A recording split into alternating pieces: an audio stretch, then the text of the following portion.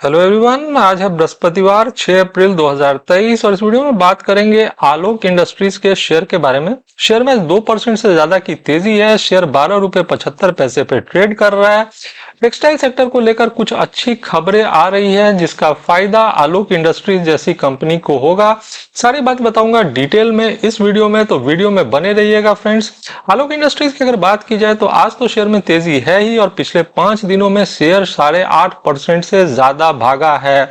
Textile sector को लेकर अच्छी खबरें आ रही हैं। पहली खबर तो यह है कि सरकार 2030 तक टेक्सटाइल सेक्टर को 300 बिलियन का बनाना चाहती है। तो टेक्सटाइल सेक्टर को लेकर सरकार काफी ज्यादा सीरियस है। सरकार स्टेप्स लेना चाहती है जिससे टेक्सटाइल सेक्टर और ज्यादा ग्रो कर सके और सीधा फायदा आलोक इंडस्ट्रीज जैसी कंपनी को होगा।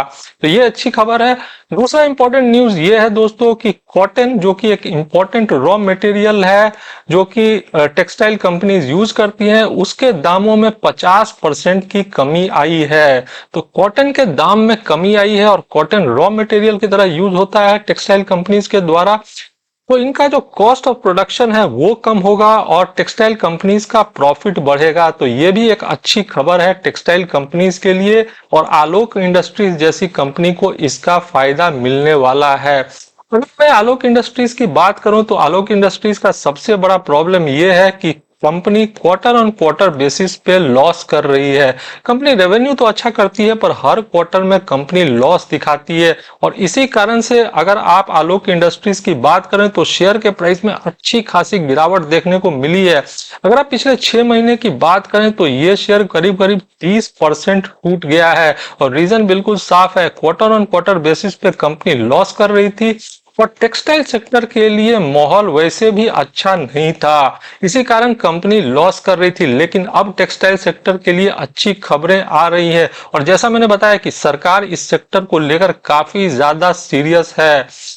एक और फ्रंट पे सरकार काम कर रही है, वो है फ्री ट्रेड एग्रीमेंट पे। तो सरकार फ्री ट्रेड एग्रीमेंट पे भी काम कर रही है। फ्री ट्रेड एग्रीमेंट से क्या होगा कि यूएस में या यूरोप में या यूके में जब टेक्सटाइल कंपनीज अपने प्रोडक्ट्स को एक्सपोर्ट करती हैं तो उन्हें इंपोर्ट ड्यूटी देना पड़ता है और ये इंपोर्ट ड्यूटी काफी हाई है। अगर मैं बात करूं तो इंग्लैंड में या यूरोपियन यूनियन में इंपोर्ट ड्यूटी 12% के आसपास है और इससे टेक्सटाइल कंपनीज को काफी ज्यादा पैसा देना पड़ता है इन कंपनीज में प्रोडक्ट्स को एक्सपोर्ट करने के लिए। तो सरकार फ्री ट्रेड एग्रीमेंट पे भी काम कर रही है जिससे आलोक इंडस्ट्रीज जैसी कंपनी को फायदा होगा, क्योंकि अमेरिका में और इंग्लैंड में जब ये अपने सामान को एक्सपोर्ट करते हैं तो इनको एक सहूलियत मिलेगी अगर फ्री ट्रेड एग्रीमेंट हो गया तो। आलोक इंडस्ट्रीज की अगर बात की जाए तो 2019 में रिलायंस इंडस्ट्रीज ने 5,000 करोड़ का निवेश किया था आलोक इंडस्ट्रीज में। तो रिलायंस का नाम जुड़ा था आलोक इंडस्ट्रीज के साथ 2019 में और उसके बाद लगा कि इस कंपनी के बुरे दिन लद जाएंगे, लेकिन किसको पता था कि ये शेयर लगातार टूटेगा। 6 महीने की गिरावट आप देख लीजिए। इसी तरह कंपनी एक साल में करीब करीब 55% टूट गया है।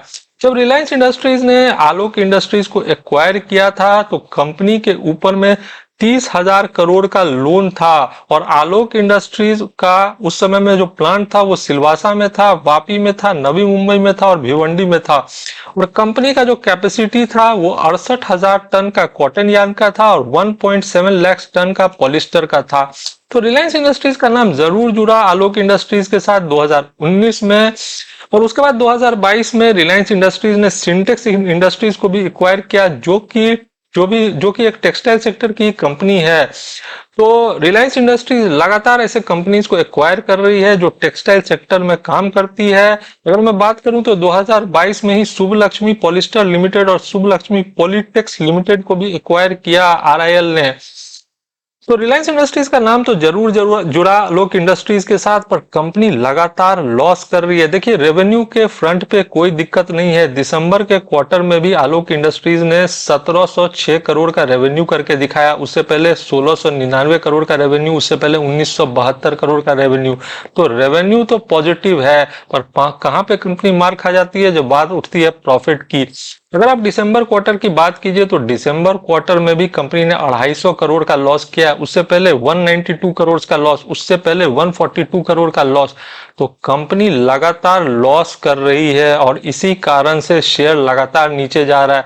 दूसरी बात यह है कि टेक्सटाइल सेक्टर के लिए ओवरऑल माहौल अच्छा नहीं था। जैसा मैंने बताया कि बांग्लादेश और वियतनाम जैसी कंट्रीज इंडिया से आगे निकल रहे थे टेक्सटाइल सेक्टर में, लेकिन अब सरकार इनिशिएटिव ले रही है। इनिशिएटिव कैसे ले रही है? फ्री ट्रेड एग्रीमेंट के थ्रू सरकार इनिशिएटिव ले रही है। सरकार चाहती है कि 300 बिलियन का टेक्सटाइल इंडस्ट्री हो जाए, और टेक्सटाइल इंडस्ट्रीज के पीछे सरकार इसलिए लगी हुई है क्योंकि टेक्सटाइल सेक्टर 4 करोड़ से ज्यादा लोगों को एम्प्लॉयमेंट देता है। 2% का कंट्रीब्यूशन है टेक्सटाइल का जीडीपी में, तो टेक्सटाइल सेक्टर सरकार के लिए काफी इंपॉर्टेंट है। बहुत ज्यादा फॉरेन रेवेन्यू अर्न किया जा सकता है टेक्सटाइल सेक्टर से, और इससे आलोक इंडस्ट्रीज जैसी कंपनी को फायदा होगा। अगर मैं बात करूं तो वियतनाम और बांग्लादेश जैसे देश टेक्सटाइल सेक्टर में भारत से आगे निकल रहे थे, और रीजन था कि हमारे कुछ पॉलिसीज भी गलत थे। अगर मैं बात करूं बांग्लादेश की, तो बांग्लादेश को इंडिया में रेडीमेड गारमेंट्स एक्सपोर्ट करने पर कोई ड्यूटी नहीं लगता था, और इसका फायदा उठाता था चाइना। चाइना सस्ते में रॉ मटेरियल देता था बांग्लादेश को, और उससे वो रेडीमेड गारमेंट्स बनाता था और रेडीमेड गारमेंट्स को एक्सपोर्ट कर देता था, कहाँ? इंडिया में। तो इससे हमारी डोमेस्टिक कंपनीज को काफी नुकसान हुआ, क्योंकि हमारा जो डोमेस्टिक कंजम्पशन है उसको पूरा करने लगी बांग्लादेश, और बांग्लादेश के सपोर्ट मिला हुआ था चाइना का।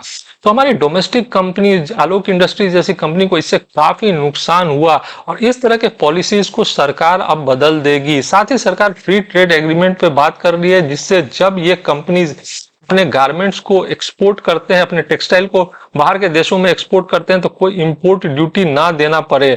तो ये फायदा होने वाला है। सरकार टेक्सटाइल सेक्टर को लेकर सीरियस है, और इससे आलोक इंडस्ट्रीज जैसी कंपनी को फायदा होने वाला है आने वाले टाइम में। तो शेयर के प्राइस में एक जरूर जंप देखने को मिल सकता है आने वाले टाइम में। अभी ये शेयर थोड़ा बहुत बाउंस किया है पिछले 5 दिनों में, जैसा मैंने बताया 8.5% की तेजी दिखा रहा है, और ऊपर के लेवल से ये शेयर काफी टूटा है। जैसा मैंने आपको दिखाया कि पिछले 1 साल में शेयर के प्राइस में ऑलरेडी 53% का करेक्शन आ चुका है। ऐसे में मुझे लगता है कि शेयर के प्राइस में एक बाउंस देखने को मिल सकता है आने वाले टाइम में, क्योंकि टेक्सटाइल सेक्टर में कुछ हलचल देखने को मिल रही है। कॉटन जो कि एक रॉ मटेरियल है, उसका दाम भी गिर गया। सरकार भी सीरियस है इंडस्ट्री को लेकर। तो अगर आलोक इंडस्ट्रीज जैसी कंपनी क्वार्टरली बेसिस पे अपने लॉस को कम कर पाती है, तो शेयर के प्राइस में फिर से उछाल देखने को मिलेगा। तो आलोक इंडस्ट्रीज के शेयर में मुझे लगता है टेम्पोररी बेसिस पे एक बाउंस बैक देखने को मिलेगा। प्रॉफिट बुकिंग जरूर होगा, पर शेयर यहां से बाउंस कर सकता है, क्योंकि टेक्सटाइल सेक्टर को लेकर अच्छी खबरें आ रही है। तो ये था मेरा असेसमेंट फ्रेंड्स। वीडियो पसंद आया हो तो लाइक कर देना, चैनल को सब्सक्राइब कर लेना। Thanks for watching.